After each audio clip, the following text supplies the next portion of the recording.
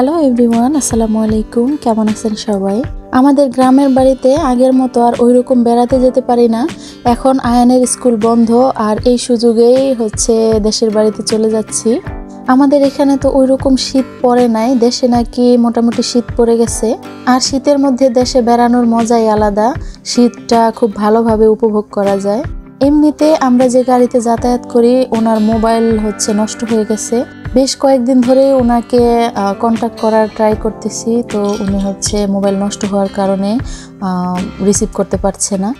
তো আমাদের আর কি আজকে একটু কষ্টই হবে যেতে। সব সময় আমরা বাসার গেটের সামনে থেকে গাড়িতে উঠি আর আমাদের বাসার গেটের সামনে নেমে যাই।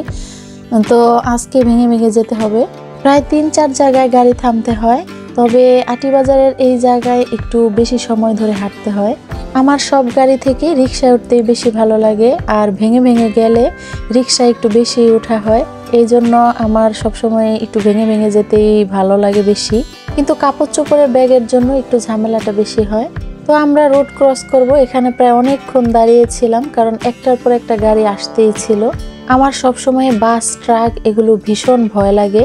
আর আমি সবসময় বাসে উঠতে পারি না, কারণ আমার প্রচুর বমি হয়। যাদের গাড়িতে বমি হয় না তারা খুবই লাকি।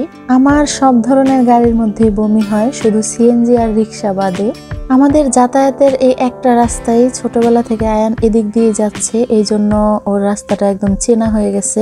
আর এখানে এসেও খুবই খুশি হচ্ছিল, যেহেতু ওর চেনা রাস্তা তাই বলতে পারছিল আর কতক্ষণ লাগবে, কোথায় গিয়ে পৌঁছাবে। আমি তো ভাবছিলাম আর 2-4 বছর পরেও একা একাই যেতে পারবে, যেহেতু এরকম চেনা হয়ে গেছে। তারপর আবার ছেলে মানুষ একটু তাড়াতাড়ি বড় হয়ে যায়। বেশ কিছু বছর আগে এই রাস্তাটা একদমই ভাঙা রাস্তা ছিল, আর এদিক দিয়ে যাওয়া যেত না, খুবই কষ্ট হতো যেতে। এখন এই রোডটা এত সুন্দর করে ফেলছে, এই দিক দিয়ে যেতেও খুব ভালো লাগে, আর গাড়িও খুব কম ছিল। তো আয়নের বাবাকে বলতেছিলাম যে সারা ঢাকা শহর যদি এইরকম হতো, সারা রাস্তায় কোনো জ্যাম নেই, আর ধুলাবালিও খুবই কম, আর অনেকক্ষণ পর পর একটা করে গাড়ি যায়, তো এইরকম হলে আর তো কোনো কথাই ছিল না। আর অনেকদিন পর বাবার বাড়ি যাচ্ছি, এমনিতেও খুবই আনন্দ। আয়ান যখন খুবই ছোট ছিল তখন বেশ কিছুদিনে বেড়ানো যেত। যখন থেকে ওকে স্কুলে দিয়ে দিছি তখন থেকে বেড়ানো আমার অনেকটাই কমে গেছে। আগে 1 মাস 2 মাস থাকলেও কোনো প্রবলেম ছিল না। আয়ানকে স্কুলে ভর্তি করার পর এখন আমি নিজেই চলে যাই তাড়াহুড়া করে। তো যাই হোক, বাসায় চলে আসছি। আয়ান আগে আগে যেতে একটু লজ্জা পাচ্ছিল। আমি আসবো সেজন্য আমার বড় আপু আসছে, তো এই তো সবাই আমাকে নিতে চলে আসছে। আমার ভাগ্নি ভাতিজি সবাই আয়ানকে নিতে চলে আসছে, আর আয়ান একটু লজ্জা পাচ্ছিল। তো এই তো আজকের ভিডিওটি কেমন লাগলো অবশ্যই কমেন্ট করে জানাবেন। এইদিকে আমার আম্মা রান্না বান্না করছিল, আর আমার আব্বা আর বড় ভাই মসজিদে চলে গেছিল।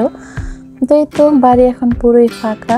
আমরা যে কদিন থাকবো ওই কদিন বাড়ি ঘর একটু জমজমাট থাকবে। তো আজকের ভিডিওটি এখানেই শেষ করছি। সবাই ভালো থাকবেন। আল্লাহ হাফেজ।